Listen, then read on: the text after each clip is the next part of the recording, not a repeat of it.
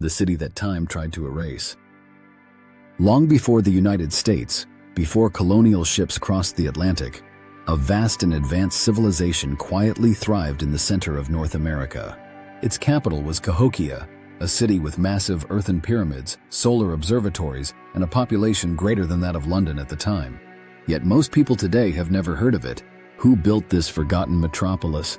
How did it flourish without metal tools, wheels, or written language? And why did it suddenly vanish? Welcome to the mystery of Cahokia, a city that defies the traditional narrative of American history. In this video, we'll uncover the origins, brilliance, and sudden decline of this extraordinary civilization. Subscribe now to join us on this deep dive into one of the greatest enigmas in human history. Part 1. The Land Beneath the Mounds, Discovery and Geography. When European settlers arrived in the American Midwest in the 17th and 18th centuries, they stumbled across strange, grass-covered hills scattered across the landscape near modern-day St. Louis, Illinois. To many, they looked like natural hills, but they were anything but. These were earthen mounds, carefully shaped by human hands. Over 120 of them once dotted the area, forming a sophisticated urban landscape long forgotten. At the center stood Monk's Mound, an immense structure covering more than 14 acres and standing over 100 feet tall. It's the largest pre-Columbian earthwork in the Americas. Archaeologists would later confirm this was no small settlement. Cahokia covered nearly 6 square miles and housed 15,000 to 30,000 people at its peak between 1050 and 1200 AD.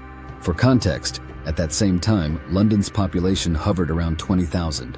Cahokia sat at the confluence of the Mississippi, Missouri, and Illinois rivers, a perfect location for transportation, trade, and agriculture. It wasn't chosen by accident. Its geography allowed it to become a central hub in a vast trade network that stretched from the Great Lakes to the Gulf of Mexico. Part 2. The People of Cahokia, Culture, Religion, and Society. Cahokia was the crown jewel of the Mississippian culture, a Native American civilization that thrived between 800 and 1600 AD. Unlike the nomadic tribes often portrayed in media, the Cahokians were city builders, farmers, priests, astronomers, and artists. Their society was stratified. At the top, elite rulers and religious leaders lived near Monk's Mound. The closer one lived to the mound, the higher their status. They practiced agriculture extensively, especially corn, which supported large populations and allowed for surplus storage. Beans, squash, and sunflowers also played vital roles. Cahokians believed in a complex spiritual system involving the cosmos, the sun, fertility, and death. They built wooden wood hinges aligned with the solstices to track celestial events, acting as both temples and calendars. Burial mounds show signs of elaborate rituals. In one famous excavation, archaeologists discovered the body of an elite male buried atop a bed of shell beads shaped like a falcon. Surrounding him were dozens of young women, possibly sacrificed for religious purposes.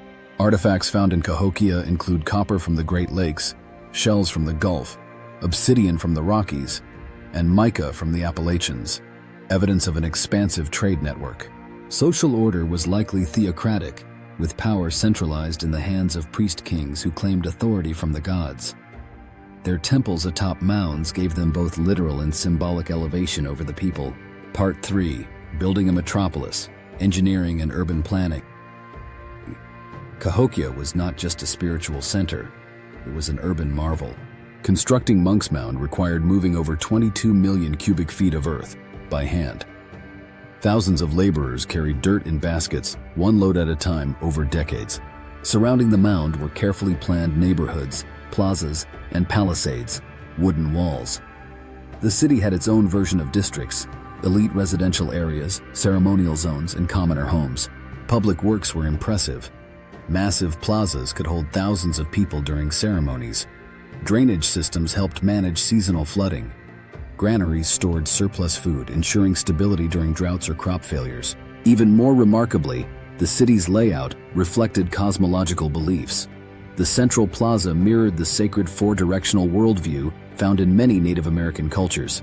The Woodhenge, located west of Monk's Mound, served as an astronomical calendar, marking equinoxes and solstices, guiding agricultural cycles and religious festivals.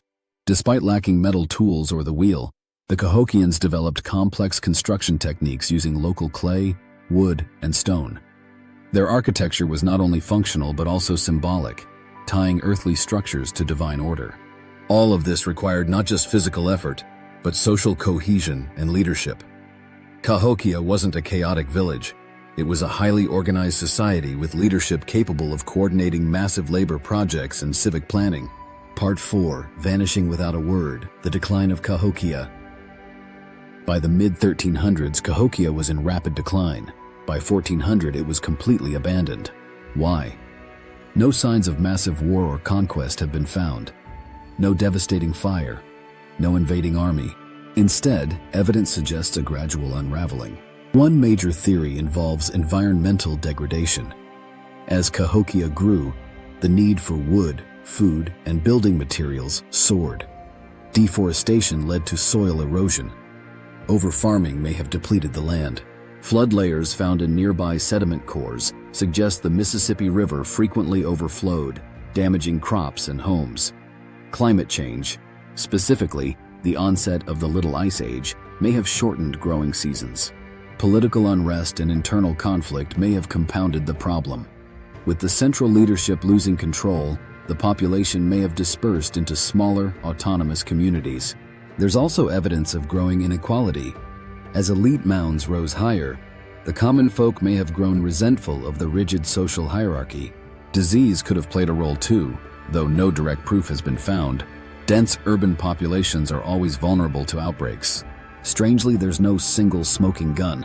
Cahokia simply faded from prominence. Its people didn't vanish. They likely integrated into surrounding tribal communities, spreading their knowledge, culture, and stories. Many modern Native American groups believe their ancestors came from Cahokia, though no direct lineage has been established. Part 5. What Cahokia means for American history. Cahokia challenges the traditional view of North America before European contact. The dominant narrative paints the continent as sparsely populated, filled with nomadic tribes and primitive villages. But Cahokia tells a different story, one of cities, agriculture, science, and spiritual complexity. It forces historians and educators to reconsider the timeline and richness of pre-Columbian America. Why then is Cahokia so often ignored? Part of it may be discomfort. Acknowledging Cahokia means recognizing that advanced civilizations existed in North America long before Europeans. It disrupts the myth of discovery and highlights that indigenous people were not just survivors, but builders of cities and empires. Textbooks rarely mention Cahokia. Most Americans grow up unaware that a metropolis once stood near St. Louis, built by indigenous people without the tools or technology we typically associate with civilization. Cahokia also raises deeper questions. How many other cities were lost? What stories did colonization erase? The mounds, once dismissed as Indian curiosities, are now protected. Monk's Mound is part of a UNESCO World Heritage Site, but the site still doesn't receive the attention it deserves. In an age where we're constantly rediscovering lost civilizations, like Göbekli Tepe or Angkor Wat, Cahokia is a reminder that mystery and majesty may lie closer than we think. Cahokia wasn't just a city. It was a beacon of what human beings can accomplish, without steel, without wheels, and without writing. Its pyramids were made of earth, but its vision touched the stars. From the alignment of Woodhenge to the buried treasures beneath the mounds, Cahokia's story is one of ambition, spirituality, and resilience. Its fall is a cautionary tale of environmental limits, inequality, and overreach. But its rise is a celebration of ingenuity and community. Today, the echoes of Cahokia remain, not just in the land, but in the living cultures of indigenous peoples who carry forward pieces of its legacy. We may never know all its secrets, but perhaps that's the beauty of it, because mystery is not always meant to be solved. Sometimes it's meant to be remembered. If this story moved you, intrigued you, or changed how you see history, subscribe now and join us as we explore more of the world's greatest mysteries, lost cities, and ancient truths. The past isn't dead, it's just waiting to be uncovered.